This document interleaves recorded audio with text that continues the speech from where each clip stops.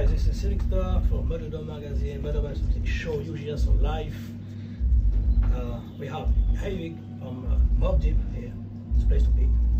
Can you tell us about your roots, about what's called poetical prophets? Yeah. At time. It was conscious level at the time, but not long time. Yeah, so Poetical Prophets was our name before it was Mobb. And that was around the time when me and Prodigy first met, when we first formed the rap group, you know what I'm saying? And we, at the time, you know, the name, it fit for us at the time. But after a while, you know, we wanted to change our name to something that really more represented, you know what I'm saying, who we was. Yeah, it was around the time you have the name Flavor for the Non-Believers. Yes, Flavor for the Non-Believers. Yes. And at the time you had the unsung hype for the souls, but it was not the way for poetical prophets. So you go with Mobb, right? Which was a lot of people around. Right. Right. And you go with in '92, you got Cuphead, DJ Premier production. Yeah, with DJ Premier. Can you tell us about the connection with him? Well, when we finally got a record deal with 4th and Broadway, we was thinking about producers that we liked, and DJ Premier was like one of the #1 producers that we liked a lot. And you know, DJ Premier just, you know, he came to our studio, to our house, you know, hung out with us, and we got to know each other and stuff like that. And he did a couple of records for us. After you go with Juvenile Hell, '93, yeah. And Evan's artwork cover was crazy. Can you tell us about this one? The cover. Wait, which one? Which one? The Juvenile Hell, '93. You asked me to tell you about that album? Yeah, the album. Yeah. Well, that album. Cover. Right. Yeah. Well, that album was like our first album. You know what I mean? And we really was still trying to find our way, like, you know, to find, you know, our style, you know what I'm saying, so to speak. And, you know, I didn't produce a lot on the album. I produced like maybe 2 or 3 songs on the album. So we still was brand new, fresh, really trying to figure out, you know what I'm saying, who we was as MCs and our style. And, you know, we came out with Juvenile Hell. It didn't do too good, but, you know, we still had, you know what I'm saying, the confidence to keep going, even though Juvenile Hell didn't do too good. And how you get the idea of the cover? You know, we wanted to just do something kind of different. You know, Juvenile Hell, we wanted the fire, you know what I'm saying, in the back, and with the, you know, with the sickles, you know what I'm saying, like the Grim Reaper. You know what I'm saying? We wanted to be real tough looking, you know what I mean? So we did as much as we could to look tough. Maybe you're inspired after people like Twisted by your Mystic Style cover. Right. And also, you got also with the Black Moon. You run and you trade through. You get a song with it. Was that? Yes. Good company. Yeah, I got cool with Buckshot Shorty. You know what I'm saying? In the early '90s, we really got cool. We hung out with each other, and while they was making Enter the Stage, you know, sometimes I used to go to the studio, and I think they was doing like the last track on their album or something like that maybe. And it was like, yo, jump on the album, and shit, you know what I'm saying? They let me on it, and I think that was like one of the first commercial records that I ever got on, you know what I'm saying, myself, you know what I mean? On Juvenile Hell, Hold On the Phone was maybe the first Mobb song. Right. It's a traditional song. Right. It was maybe the first song. Right. And it remember some guy who was called AZ face on of Mobb Style. You go with Mobb. Mobb Style did Street Rise. I think remembers this one on 91 tape. Yeah. And it was maybe Mobb before Mobb, you know? Right. AZ. Yeah, I remember Mobb Style. It was an inspiration for you?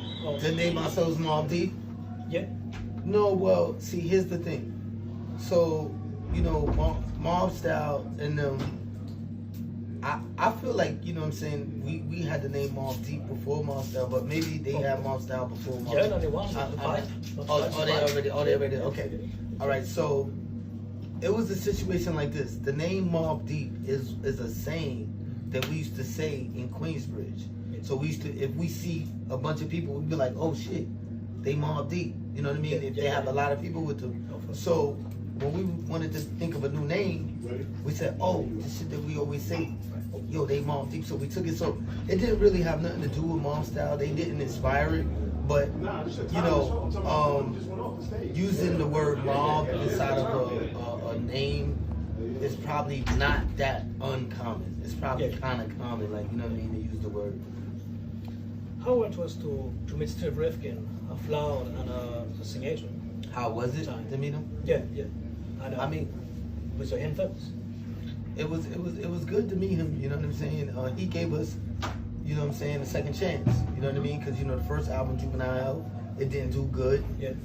And then Steve Rifkin heard our demo, and he wanted to sign us, and he gave us a second chance. So it was real good meeting Steve. Yeah. Talking about the Infamous, can you tell us about, of course, Survival of the Fittest and of this song? Can you tell us about this one? Well, and maybe the video. Yeah. Well, Survival of the Fittest is, you know, one of those songs that we made for the Infamous album, and I remember having my little cousin in the studio at the time, and, you know, we was writing the song Survival of the Fittest. We was really trying to make a good album. And my little cousin came up, you know, he was helping me with the hook. But, you know, that was like a major song that we liked off of the album. Yeah. And Shooty, aka The Abstract, was on the mix for this album a lot. Yeah. And he did Get Out the Goods. Give Up the Goods. You got Famous.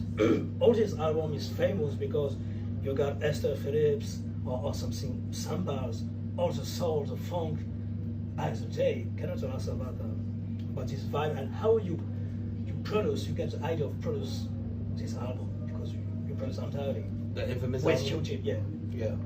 I mean, you know, like I said earlier, you know, Steve Rifkin gave us a second chance. Our backs was against the wall, so we knew that we had to make a good album. You know what I mean? Mm-hmm. We called in Q-Tip to help me, you know what I'm saying, with the production, because we really admired Q-Tip, you know what I mean, a lot, and he really helped us a lot, you know what I mean. He really, you know, it was priceless, you know what I'm saying. I don't even think we could have paid him enough for what he did. So he came in and, you know, he helped guide us to do things. He gave me some samples and shit like that. So, you know, it was a true blessing. Yeah. And I told you you're working with the Ensonic EPS, right? Yes, yeah. And MPC, of course. Yes. It was a way of working.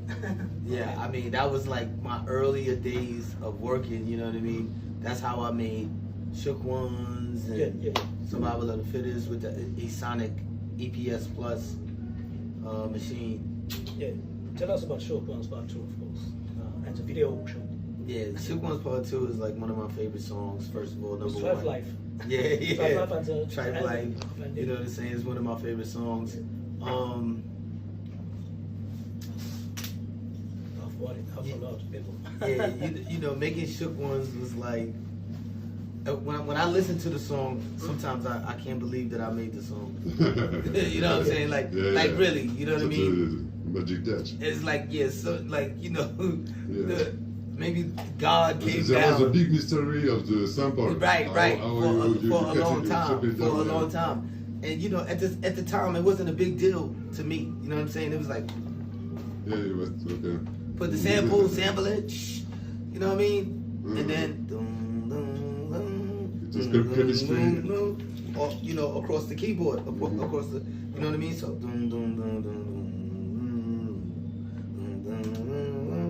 because I was experimenting, you know what I mean? Yeah. Fuck, what else I got to lose? You know what I mean? I got nothing to lose. just that's how I was just experimenting. You know what I mean? One of your first track also was so stuff of your Andy. Yeah. Strife Life. Yeah, that was like the last track. Yeah. That I made on the album. Yeah. Yeah. Can I tell us about this one too? Yeah, you know, we was almost finished. We was finished the whole album, the infamous album. We wanted to do one more track, and I made the beat, started your ending. We had the whole crew in the studio. We was like, fuck it, let everybody give some shout outs on the beat, blah blah blah blah, whatever, and that was it. And that was it. You know, Yeah. it was the last track I made for the album, literally. And what got already up here is Big Noyd. Big Noyd. You can Come here, Noyd. Come on, let's go. And talk about You got some work. about yeah. Tell us about you met Tony J and Davey together. I knew Havoc long time, very Yeah. long time. Our moms pretty close friends, so you know we grew up together in Queensbury and stuff like that. And Havoc introduced me to Prodigy, and you know the rest is history. You know. Yeah. All right. Tell us of those episodes of The Hustler and your brothers. Yeah. Oh yeah, Yeah. 96. Yeah, Tell us about this. Well, for me, doing the Give Up the Goods on the infamous album, I had the opportunity to get a record deal with Tommy Boy. I named the album Episodes of a Hustler, which Havoc produced. It turned out to be an EP instead of an LP because I got locked up. I went to jail, so they just put the song that was completed. That was the song that I had that was completed. They put it together and made an EP out of it. Yeah. And you met after numerous albums on the Strong in 2003. Yeah, then I started doing It's Alchemist Intro to Crazy. Right. I got with a company, an independent company, Yeah. when I came home from jail, and then I, just started making my own music and got up with Alchemist. Alchemist helped me produce some of that music. Havoc also was on there, Prodigy, Rob, on everything, So I had my family with me to help me, produce a dope album. Coming back with Davey. There was a time, you met him at student school. What's the good time? Art design. Yeah, art design. Can I tell us how it was to the time? Yeah, I mean, you know what I'm saying? It was really, really cool. It was really, really cool to meet Prodigy, you know what I'm saying? I used to see him in the school with so much jewelry on and shit, and I used to be like, who the fuck is that? And it turns out that we had mutual friends. We introduced each other, we hung out with each other, we found out that both of us, wanted to rap, you know what I mean? And then as we got cool, we said, fuck it, let's make a group, you know what I mean? And the rest is history. Yeah, the rest is okay. Let's make this part one, make this part after. Maybe. Yes. Thank you, Rob. Thank you, Rob. Hey, where's the mics? Thank you.